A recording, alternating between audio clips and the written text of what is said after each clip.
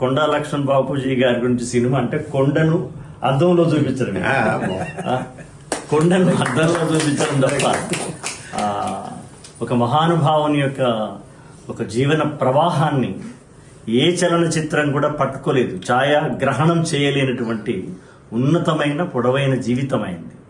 గాంధీ మహాత్ముని తర్వాత భారతదేశంలో బాపూజీ అనేటువంటి మాట కొండా లక్ష్మణ్ బాపూజీ గారిదే.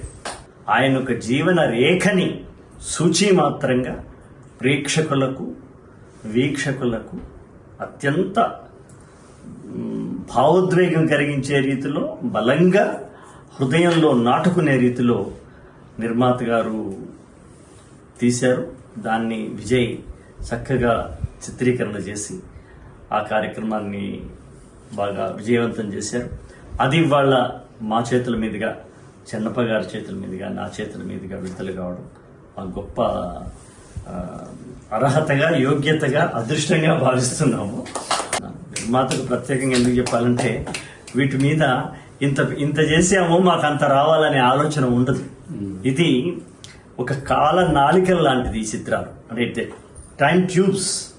రేపు ఒక 100 సంవత్సరాలు 500 సంవత్సరాల తర్వాత ఎవరు ఈ తెలంగాణ లోపల ధ్వజస్తంభాల్లా ఉన్నారు అనుకుంటే చూస్తే ఈనాటి ఆయన నాటి కాలం, ఆయన యొక్క పాత్ర తెలిసేటువంటి ఒక టైం ట్యూబ్స్ లాంటివి.